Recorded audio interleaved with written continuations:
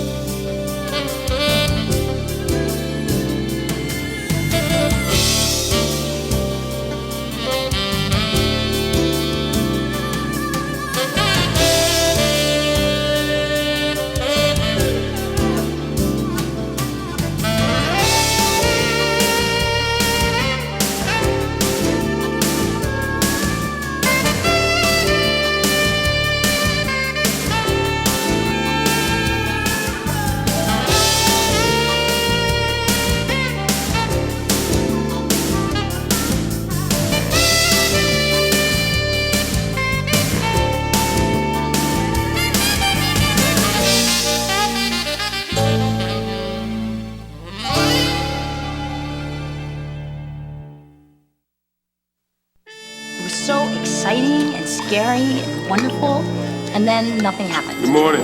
Hey, Bobby, I almost had a baby last night. Really? A boy or a girl? Not me, this lady in the backseat of my squad car. She didn't have the baby, but they're keeping her at the hospital anyway. Something about the need to monitor the fetus or something like that. I believe I read somewhere that there were 16 babies born in squad cars last year. Who had a baby in their squad car? Connie did. Dan, Lauren for call, line 2. What, Bogey didn't get home last night? I better go find out. You find the expectant father? I never finished the preliminary. The mom went into labor, but I'm on my way to the hospital now. Carlos. Frank Blackburn, 50, white male, traveling salesman. Oh. So all I have to do is find the farmer's daughter. Left on a business trip. No one's heard from him in 2 weeks. Wife Pamela reported it. They live in a condo near Northside. Lieutenant, I think we might have a problem here. Miss McCall said Bogey never came home last night. She hasn't seen him now since yesterday morning. He didn't call you yesterday? No, he did not. What in the world are y'all talking about? It's one of our regulars, Robert. Lauren Bacall. Mm-hmm. Fill him in, Dan. After he does, take a ride over there. Maybe something really is wrong this time. I hope not. Lauren Bacall? Come with me. Isn't Humphrey Bogart dead, man?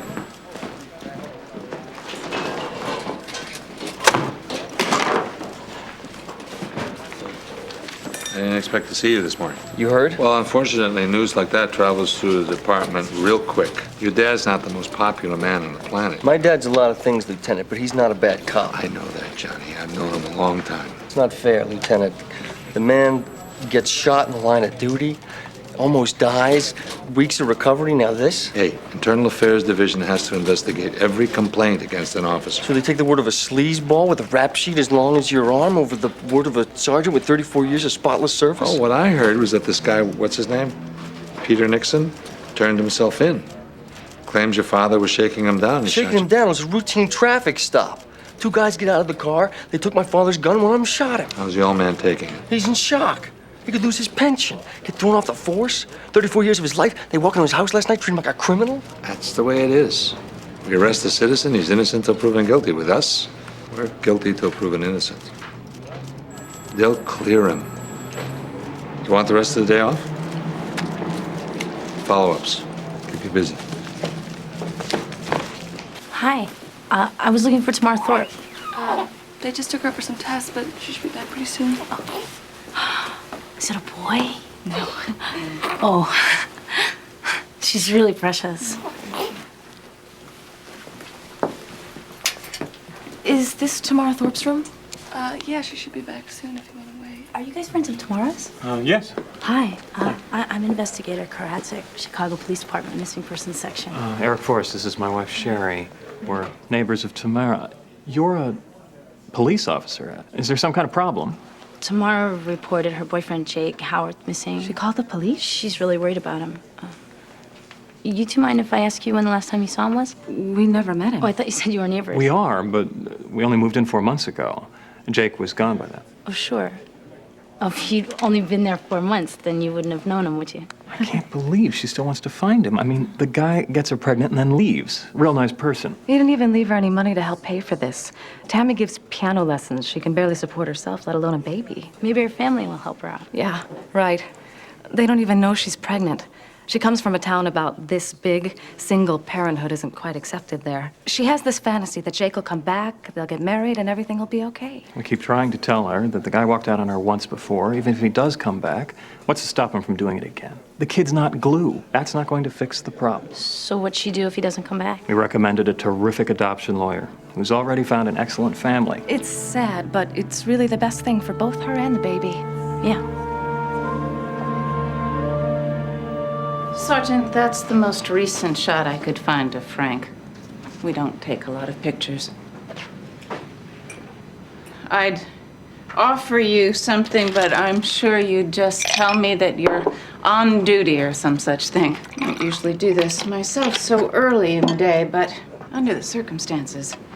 F&S Dry Goods, what kind of merchandise does your husband represent? He jobs a line of women's clothing. My wife would be in heaven if I sold women's clothing. Well, fortunately, he earns enough money that I can afford to buy the kind of clothing I would rather wear. It must be tough being married to somebody who's on the road all the time. I enjoy my privacy. I suppose that's one of the reasons this marriage has lasted 20-some-odd years. Can I just ask, why, if your husband's been missing 2 weeks, it took you until yesterday to report it? It's not like we talk every day when he's gone. Sometimes we don't talk for a week or more. It's not uncommon for him to be a day or so late coming home.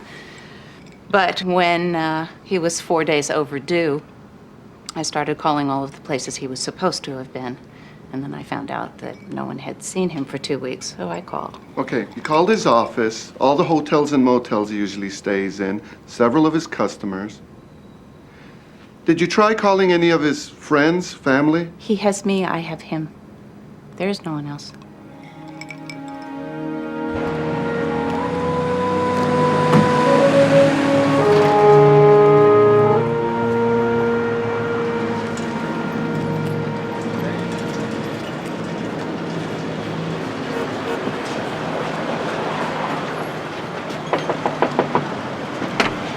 Hi, I'm Investigator Davison, Chicago Police Department's Missing Persons Section.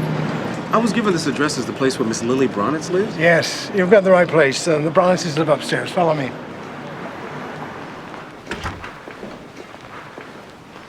Is Mrs. Bronitz a little, Not really. She's an actress. Just gets a little carried away sometimes. like how? Well, she likes to dress up, play roles, you know what I mean? You know something? Wish my wife would do that for me once in a while. What would you want her to dress up as? I mean, it's cool with me. I was just wondering, you know. Miss Bacall, your policeman's here. This is Investigator Davison. I'm Lily Bronitz. I'm so glad you're here. Please, come in.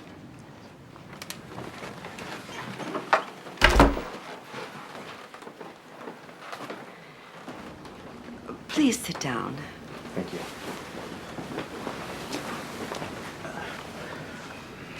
Any word of my husband? I'm afraid not, ma'am. Investigator Manaher said it's not unusual for your husband to go away for a night or two. But Bert always at least gets a message to me. This isn't at all like him. Do you have a photograph of Mr. Bronitz? Oh, yes. This is my Bert. Still handsome as ever. This game that Investigator Manaher mentioned, can you tell me a little more about it, ma'am? Bert and I have been play acting for years. I become a famous film star, and Bert plays my leading man. We act out scenes from movies we love. It brings a certain spark to our marriage. Did something different happen this time? No. Bert's become gradually disenchanted with the charade. I don't know. Maybe I did go too far. He wanted to stop playing. But like a temperamental film star, I had to have my way. I refused to break character. He said, "Damn it, Lily. You're getting on my nerves." Do you remember what your husband was wearing when he left? What he always wears, a black coat, white silk scarf, and a red beret.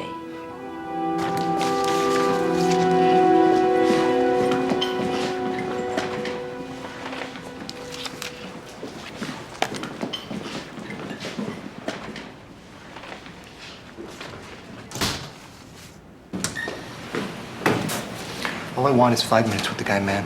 I want to show him what it's like to lie about a Sandowski. Oh, yeah, right, Michael. That'll do us all a lot of good. It'll do me a lot of good. Hey, why don't we think about what's gonna do Dad the most good, huh? Okay, guys? Now, what I think we ought to start doing is pulling in every IOU we got out there. We need every favor from every person in this department. That's the way these things work, Johnny. Favors, politics. We gotta be sure that anybody sitting on the fence that's gonna make a decision is gonna lean on Dad's side. How about we just get out there and prove he didn't do it? We're cops, not politicians. Let's just handle this like cops. There's gotta be some way of finding out something about this Nixon guy to show he's lying. When did you become a cop? I thought you worked in Lost and Found. Johnny! I got a little advice for the three of you. Just let the internal affairs investigation run its course. If it goes the wrong way, there's a lot of levels of appeals. That's when you can help your dad out the most. And you know what it means, gentlemen, when a lieutenant gives you a piece of advice? It means it's an order.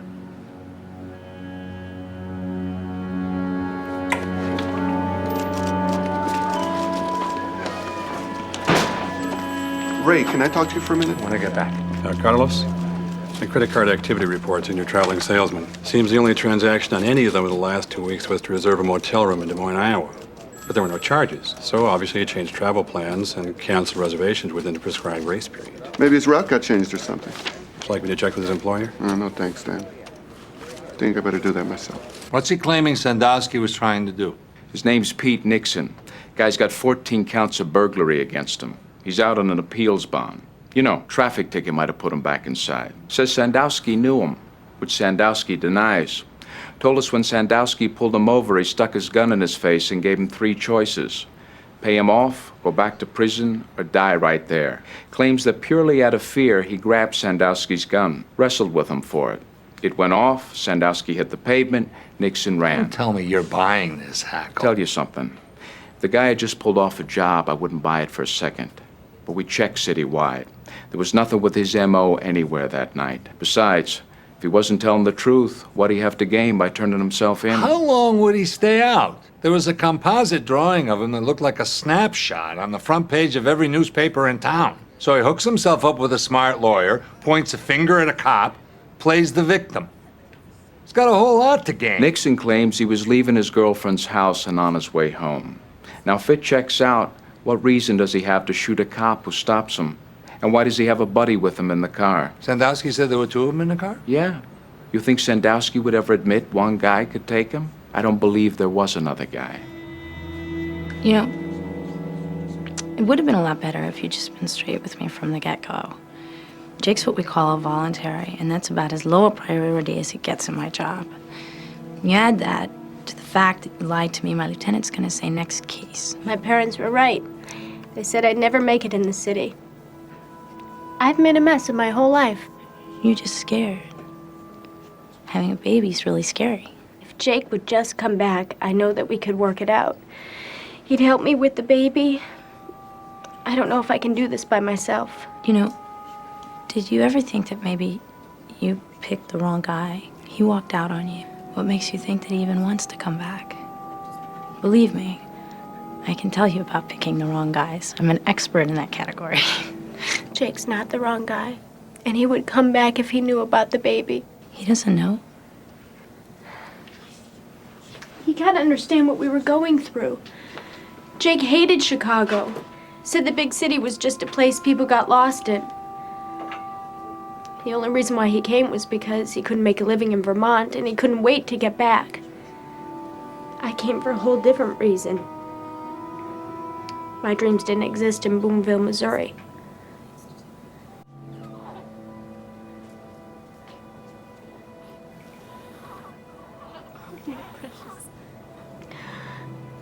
I'm so scared. I don't want to give my baby up to strangers, but without Jake, I don't have a choice.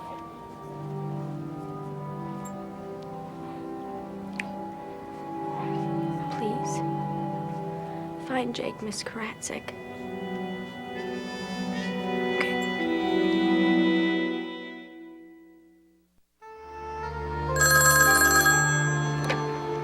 Riverside Inn, best place to rest in Des Moines. Can I help you? Frank Blackburn? Doesn't ring a bell. According to Mr. Blackburn's credit card records, he reserved a room at your establishment on the 9th of this month. Do you have any record of that? Not Frank Blackburn. You're talking about Phil Blackburn. He's a regular here, comes in here all the time. But his name is Phil, not Frank. Well, I'm sure there are a lot of Blackburns around, but I'm looking for a Frank Blackburn. Frank is Phil's brother. I remember now. It was really funny. Mr. Blackburn was so flustered. He checked in. I gave him his credit card receipt to sign. He took one look at it and did one of those double takes. Said he'd been out to dinner with his brother a couple of nights ago. They'd done one of those split the check things with credit card. He ended up with his brother's credit card. How long has Phil Blackburn been a patron of your establishment? 10 years. No kidding.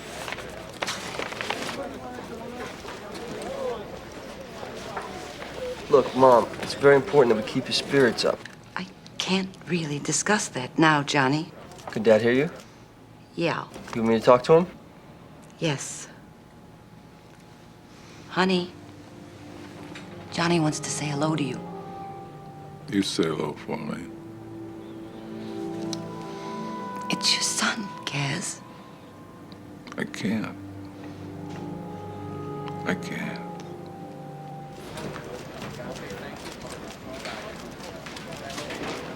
Robert. Robert, tell me about her. Tell you what? Mrs. Brownitz. I've been listening to her voice for years. What does she look like? What she look like? She looks like a movie star. Want me to go get an autograph for you next time I go? You find anything out on the hotel front? No. Mr. Brownitz hasn't checked in at any of the regular places. I go to interview this Pamela Blackburn. Talk about a cold fish. This one's right out of the frozen food section. She lies to me up and down. First of all, I called his boss and find out the guy quit his job 2 weeks ago. And that she knew it because she'd called. She also told me that he doesn't have any family. But because of a credit card mix-up, I find out he's got a brother. Also a salesman, but this guy sells toys. Sounds like the guy dumped his wife and split. You talked to the brother yet? Well, I got an address and a phone number up in Park Ridge. So far, no answer, but I figure I'll take a ride up there, show the picture around, and, talk to the neighbors anyway. Okay, ma'am, here's the file. Jake Howarth. Oh, yeah, a real craftsman. You'd have thought he was from Europe or someplace. When was the last time you worked? Hardly ever worked. Hasn't worked in a long time. Where was his last job?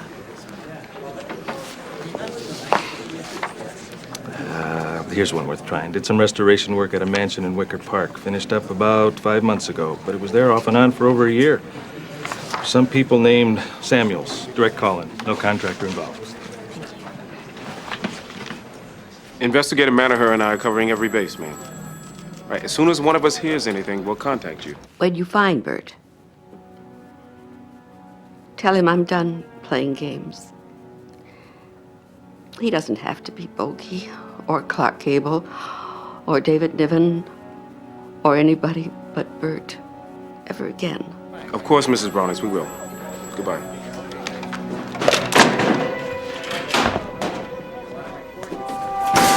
Internal Affairs Division corroborated Nixon's story.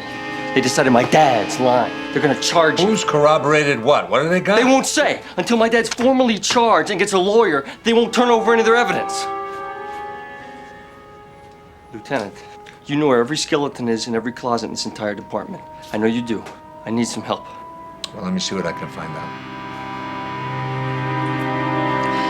That makes no sense at all. Jake would never do anything like that to Tamara. You know Tamara Thorpe? Oh, yes, I introduced them. They fell in love right here. Tamara was teaching my daughter piano, and Jake was doing some restoration work for us. It was terribly romantic. Tamara sat here, and Jake was working over here. Well, first, I noticed him smiling at her, and then Tamara gazing back at him. Well, pretty soon they were having lunches in the garden. When was that? More than a year ago. Then Jake's work was finished. Tamara taught Kimberly till she went off to school. But everything seemed all right when Tamara and I last spoke. Did Jake ever contact you for references or anything like that? No, but I would have gladly obliged. He's a gentleman, and he's a true artist. Before we bought this place, there had been a fire. We hired Jake to replace an entire section of the banister. It's gorgeous. Look, this was crafted 100 years ago, and this was carved by Jake Howarth. It's a perfect match, just like he and Tamara. Wow, I can't tell what's old and what's new. Oh, that's because he used exactly the same kind of oak as the original. He was so excited when he found this wonderful little shop that specialized in exotic lumber. He was able to hand select each piece. I've never seen anyone so passionate about wood. You know, my brother and my dad are plumbers, and when they buy special materials, they usually pass along their invoices to their clients. Do you keep any of the invoices from Jake's work? Oh, yes, I have them all. Blackburn? Sergeant Marone, Chicago Police Department Missing Persons Section. Chicago Police. Is anything wrong? Well, I hope not, but your sister-in-law, Pamela Blackburn, has reported your brother-in-law, Frank Blackburn, missing. You kids start getting the groceries out of the car, okay? I don't have a sister-in-law, Pamela, or a brother-in-law named Frank. I think you have the wrong Blackburn. Is your husband's name Phil Blackburn? Well, I suppose it could be a mistake, but on the off chance, do you recognize this man? What, is this some kind of a joke?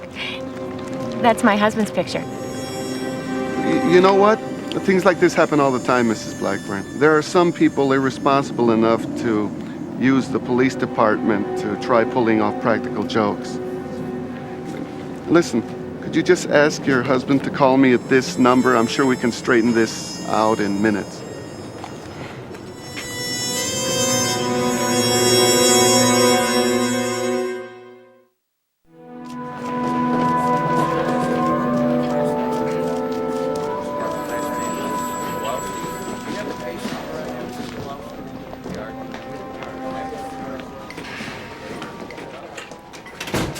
Okay, guys.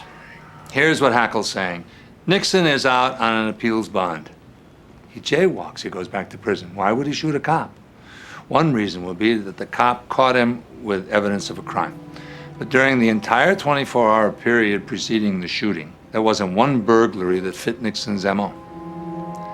And they've got a signed affidavit from his girlfriend that he spent the night with her, and that he left just 10 minutes before the shooting. So in Hackle's very small mind, what he jumps to is that Nixon must be telling the truth, and your dad must have been shaking him down. If he's on his way home from his girlfriend's, what's he doing with another guy in the car? Hackle ain't buying the second guy in the car theory, but let's just say I am. You tell me. Maybe if they weren't on their way home from pulling a job, maybe they were on their way to pulling a job. Yeah, Nixon panics when Dad stops him because they You don't... guys start going through every watch commander's report for that day. Find a crime that took place after the shooting that fits Nixon's MO. We might not only get a motive for why he shot your dad, but we might also get a witness, the other guy in the car. Thanks. Investigator Karadzic, Chicago Police Department. Karadzic? Plumbers, yes? Ukrainian village? You know my family? No, but I know all the quality companies in the building trade. Thank you. I am Gunter. Gunter Foster. Hey. Now, how may I help you, my pretty lady? I was trying to find one of your customers, Jake Howarth. Oh, Jake. Oh, yeah. Now, he knows beauty. Now, these others, if it were not for the recession, I wouldn't let him into my shop. Lady in Wicker Park said that Jake bought some wood here a while back. Have you seen him recently? Oh, yeah, the aged oak for Mrs. Samuel's banister. Oh, yeah. He was in here a week ago. He was? Oh, yeah, he comes in once a month. He buys butternut cherry, some ash. Yeah. and he selects each piece separately with such care. You know, I think he's starting a business up there. Up where? He's working as a caretaker at the Lakota Lodge in Menominee, Wisconsin. Do you happen to have his phone number? Oh, no, the lodge is closed for the winter. But he'll be back in 3 or 4 weeks. Sergeant Marone?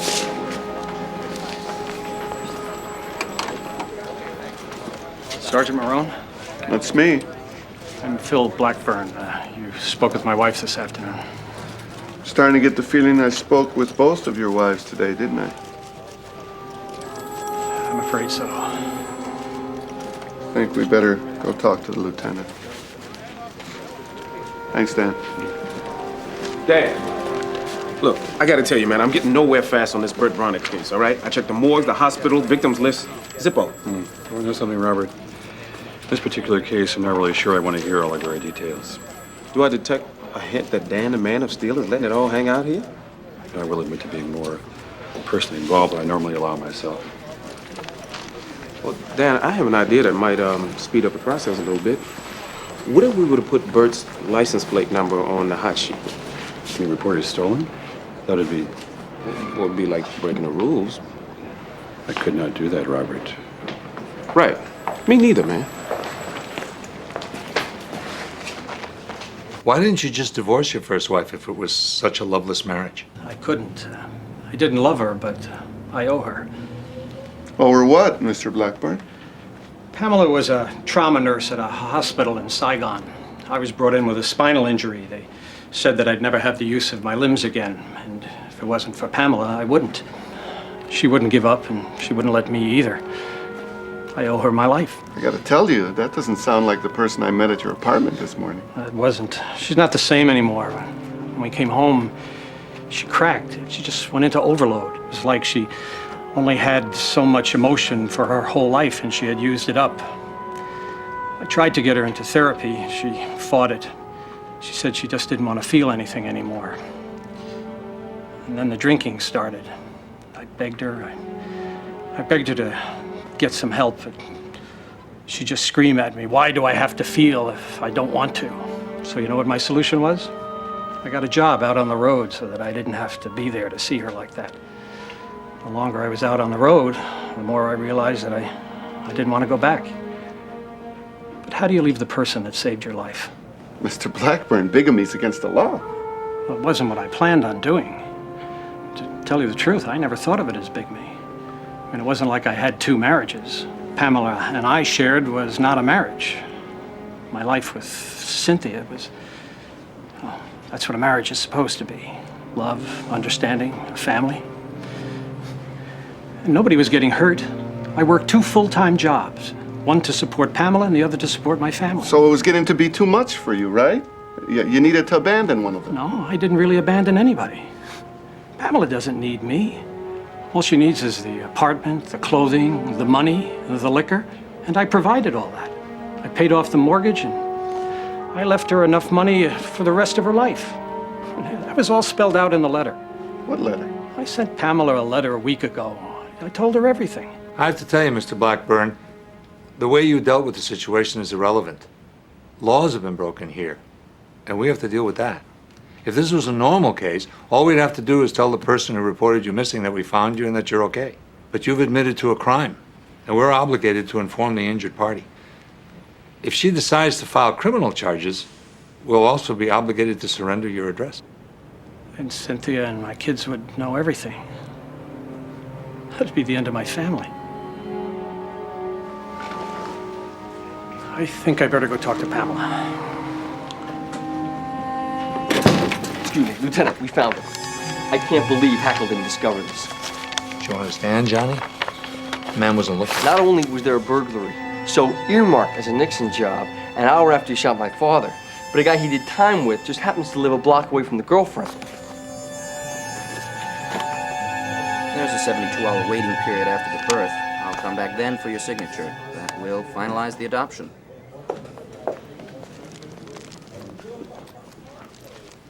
Hi. You doing okay? I brought you some icy mints. When my cousin had her baby, she said her mouth got so dry with the breathing and everything.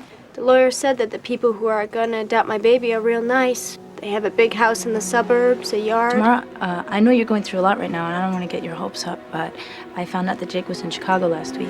Where is he? I don't know for sure, but I think I'm getting closer. What if you find him and he doesn't want to come back? He might not, but we have to know for sure, don't you think? Here, let me unwrap one of these for you. It's really good.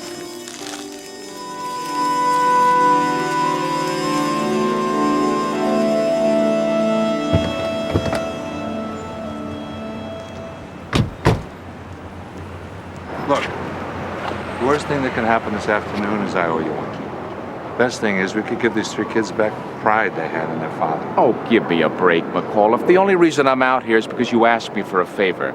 Clearing Sandowski is real low on my wish list. And you scratch his 3 sons from the race and he won't run last in any popularity contest. You know him, Hackle? No, just by reputation. Ah, so based on third-hand information, you've decided to condemn the man.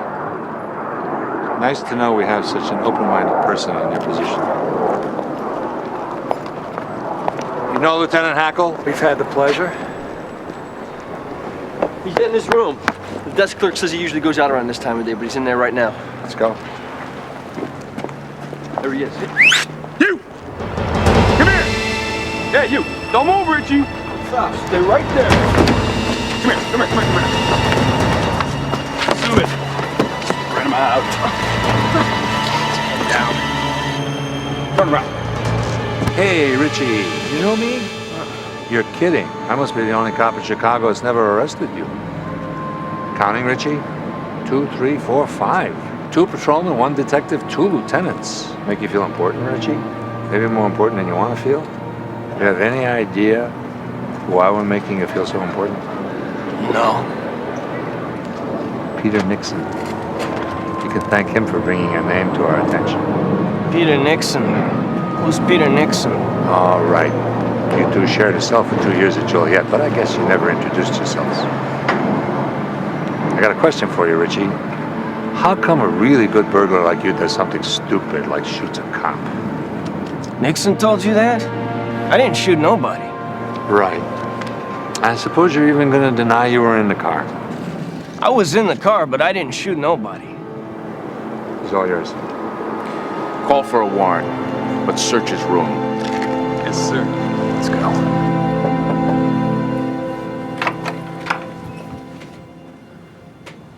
Are you back, or did you just work up the nerve to finally tell me what you should have told me before, in person? No, I'm not back, Pamela. It took me nearly 20 years to write that letter, but it was an easy decision coming here tonight. Well, you were stupid to write that letter, Frank. If you think I won't use that confession against you, you're crazy. Fine, Pamela. Use it. Do whatever you want. I just want you to know something. For the past 23 years, I've tried to thank you. I've tried to be grateful to you. I tried to help you. I tried to love you, even. All I ever wanted was a little of that love back, and you wouldn't give it. So I found it somewhere else. And I'm gonna fight to keep it. What am I supposed to do now, Frank? Cry? Laugh? Scream? Feel something. I don't want to feel. And there's no reason for me to be here. Sergeant Marone, I believe we have some legal business to discuss. God, what that poor kid's family has been through in the last couple of weeks. I'm really glad it ended up okay. I wasn't sure it was gonna. Why? Did you think the charges were gonna stick? It wouldn't have made any difference one way or another. You know how ugly these things can be? You know what it can do to a person? There was a moment when Johnny walked into my office this morning, the look on his face, I thought he was going to slam his star on my desk and give it all up. Oh, you would have talked him out of that. No. If you don't believe in what you're doing, you don't believe in what you're doing. No one can talk you out of that.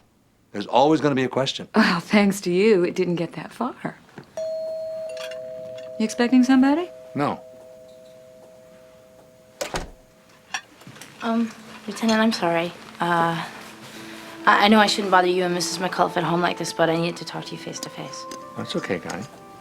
I think I located this Jake Howarth guy, and now I'm kind of getting cold feet about what to do about it. Why? There's just like a lot at stake here. What I do now is going to affect 3 people's lives on a permanent basis, including a baby that's either going to end up with its mother or gets adopted, and it's all on my shoulders. No, it's not, Connie.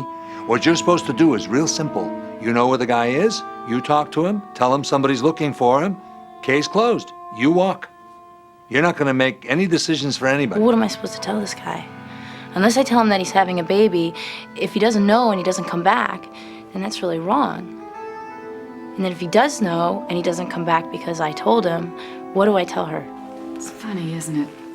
Sometimes you know you're the only person in the world who can help someone. I mean, the only one who can really make a difference. Hurry.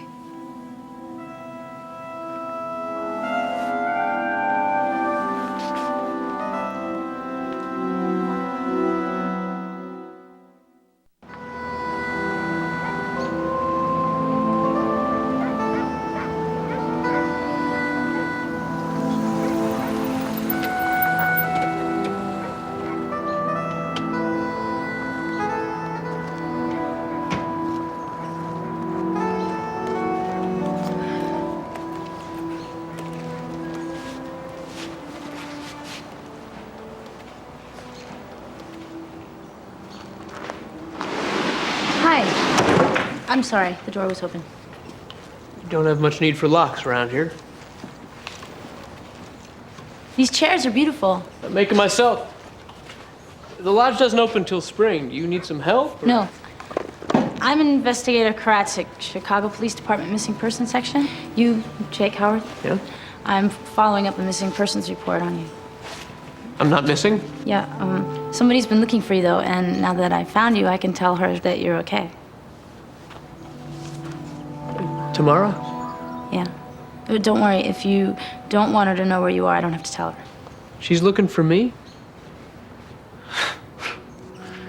And here I'm trying to stay out of her way. How's she doing? She's okay. She misses you.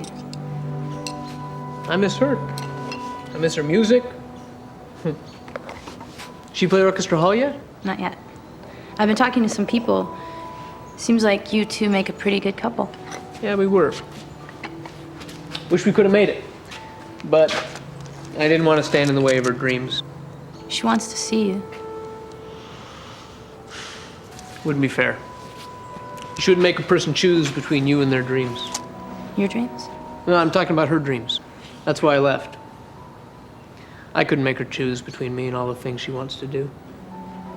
What are you gonna do with all these chairs? Start a little business up here. Put some ads in the local papers. You wouldn't believe how much money some people are willing to spend on these things.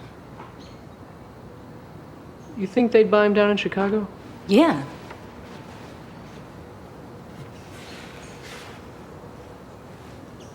Tomorrow's looking for me?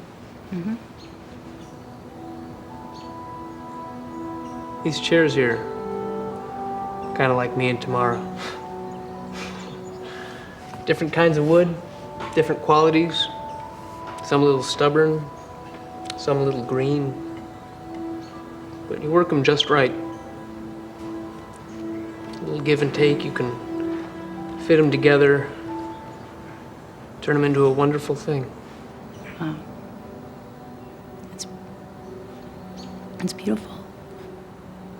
I don't know how to say this, and I'm not sure that there's a good way to say this, so this is how I'm gonna say it anyways. You're gonna be a father.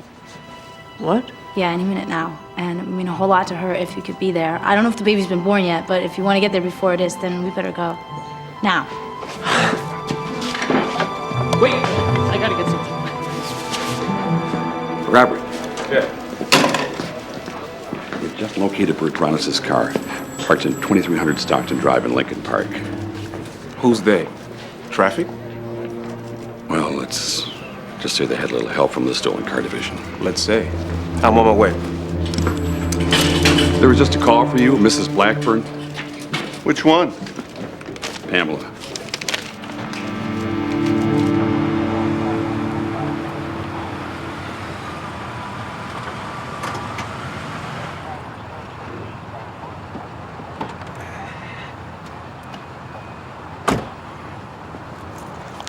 Hey, can you hold up for a second, guys? I just need to take a look inside.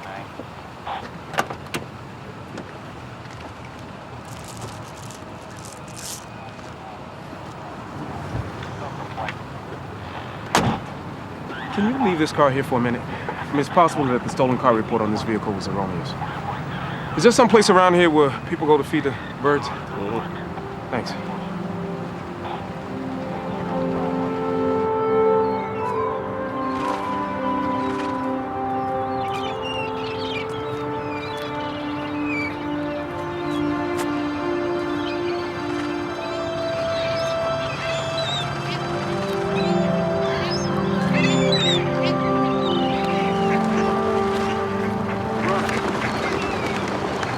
Mr. Bronner.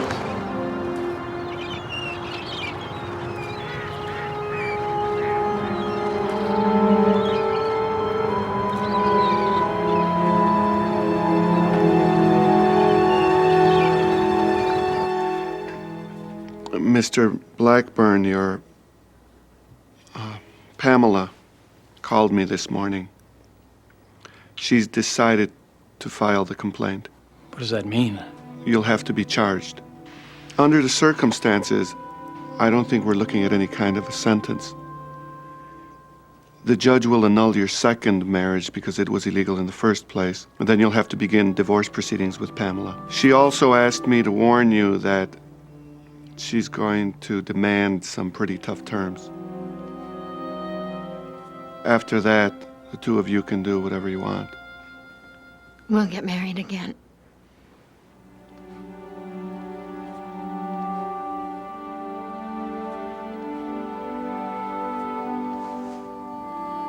I'm sorry about how I reacted last night. You have nothing to apologize for. I was the one. No.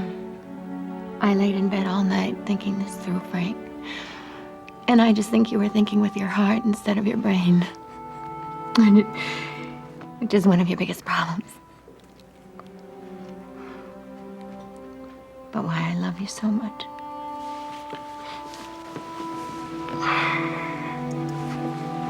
Am I under arrest? It's not my call. It'll all be turned over to the state's attorney's office to determine what happens from this point. Good luck, Mr. Blackburn. Mrs. Blackburn?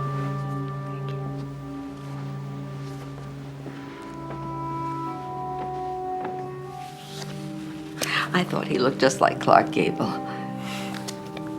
No, he looks just like Rick Bronis, furniture salesman from Chicago. Is that you? No, that's Angela Lansbury. This is me in the back. I had a small part in that play, and I got lucky and landed a contract at a big Hollywood studio. I left Bert behind, thinking I was going to become a big star. But it didn't work out. One day, I got on a train and came home. Bert met me at the station with 24 yellow roses. In his eyes, I was a star. And he treated me like one. For 48 years. He bought this theater for me so I could be part of the world he thought I loved. But the world we created together is better than anything that's ever been on the silver screen. Sounds like a wonderful man. I guess he was just taking a little catnap on that bench when he died. Humphrey Bogart died in his sleep, too. Lauren Bacall lost him. He was only 58. I guess I was lucky. Bert and I had an extended run. Where is she? Maybe she's having the baby. I'll go check.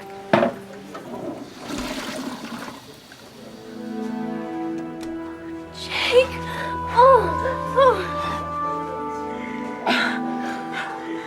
Are you feeling okay? I am now. I'm so glad you're here. Thanks to this lady here. We owe you a lot. Oh, no, you don't owe me anything. Just seeing the two of you together is enough for me. I brought a present for you and the baby. Jake, it's beautiful.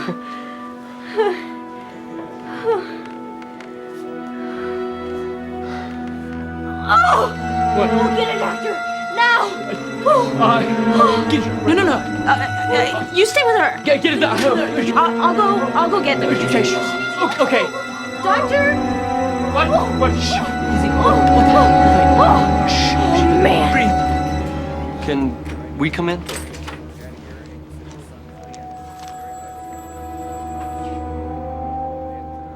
This isn't something the sergeant gets to do too often. So I thought I had to come and do it personally. Thank you, Lieutenant McAuliffe. You want to thank somebody, try the guy standing behind you over there and his two brothers. They're the ones who never stopped believing in you.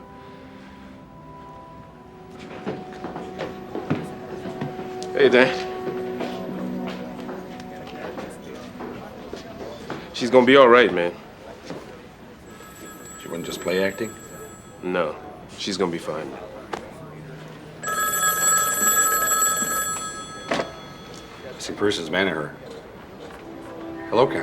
Dan, tell everybody it's a girl, 7 pounds, 5 ounces.